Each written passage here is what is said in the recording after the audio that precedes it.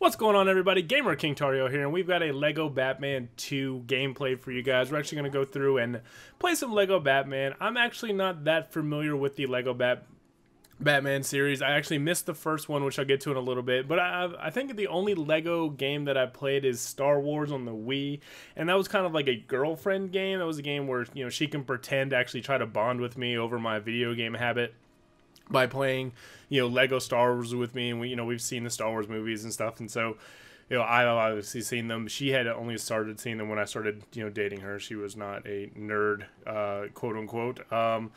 So beyond that, so that was the only Lego game that I played. I thought it was okay. It wasn't, I thought it was overly simple or anything like that, but I thought it was a quality title that I enjoyed. I actually never finished it.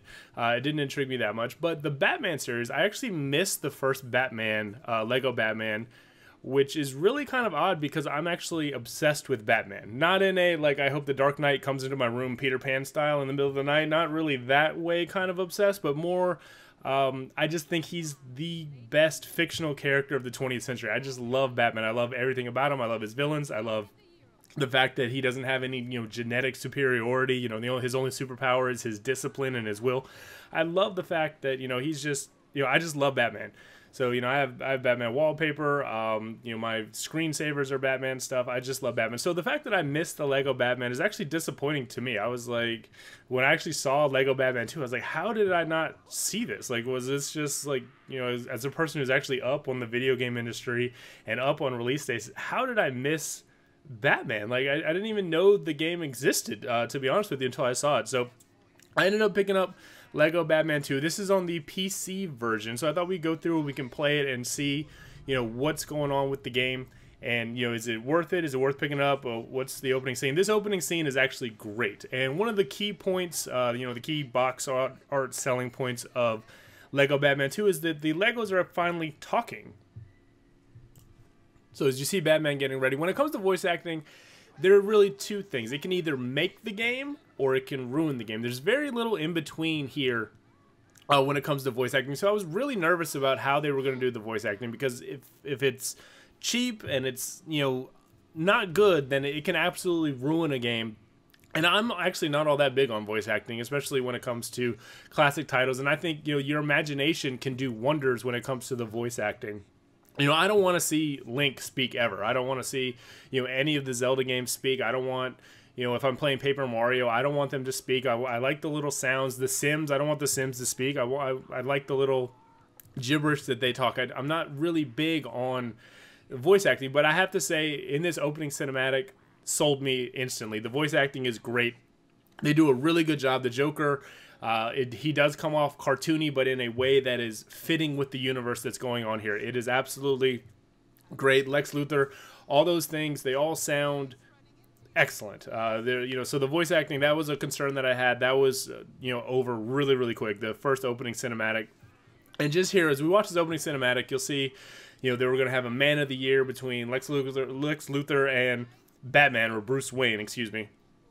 And Bruce Wayne, of course, wins, and Bruce Wayne has, the women's, and Lex is all jealous and everything. And the Joker just comes in and ruins everything in spectacular, over-the-top fashion, which, is definitely his style. And it's a really good opening scene. It's one of those opening scenes where it gets you into the charm of what Lego Batman's doing. It gets you, it sells you really, really quick that this is going to be a game that's going to be true to the series. It's going to be true to everything that's going on. Batman just busts through the screen right here. And Joker has this great line. He's like, "You're sorry. You're not sorry." You throw this little line out there. "I'm sorry I, ruined your moment," or whatever. And then, Joker replies, "You're not sorry. You're not really sorry." That's, it's great. And it's definitely endearing. And so now we actually get to some actual gameplay. And we're going to go through and, punch everything. I'm not all that familiar with the Lego series, so I wasn't sure, am I supposed to be collecting these little pieces? I remember them from playing Star Wars, but I don't know how important they were. Am I supposed to go through and break every table and collect, every single piece of these?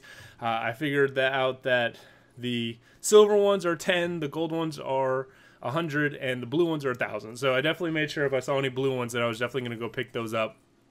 But you'll see me, this is literally the first time that I'm playing the game, so you might actually see me experimenting a little bit early on here with everything I'm doing. I'm trying to kick that guy down and not quite able to do it. And Harley Quinn is up there doing her little gymnastic stuff that she's always doing. And really, I'm just kind of running around exploring, trying to collect all these little pieces, which actually gets addicting after a while. You start, collecting.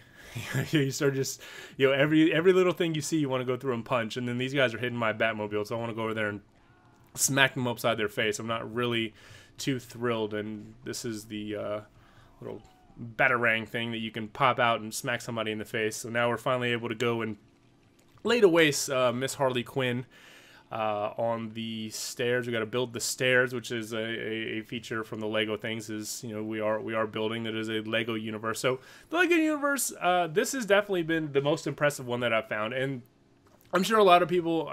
My channel is a PC gaming, mobile gaming channel, so I'm sure that there's going to be a lot of people asking why I didn't get this for the Vita, and I didn't hear too many good things. I heard that the other versions of the game had an open world, and the Vita version was actually kind of small. So that's why I decided to go ahead and pick this up. And you see a nice little double Batarang there, and I'm able to pop Harley Quinn and the little guy running at me.